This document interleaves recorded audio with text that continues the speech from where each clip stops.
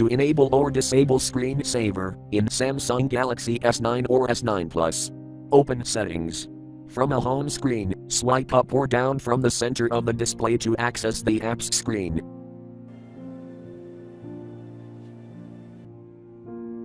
Tap Settings.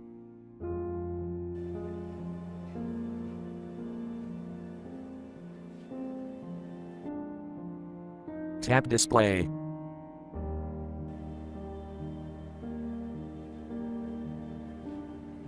Scroll down.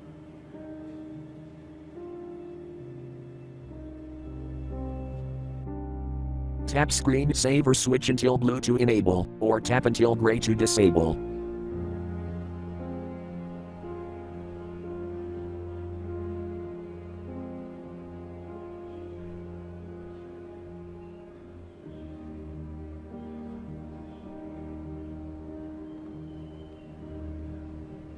Thank you for watching. Have a nice day.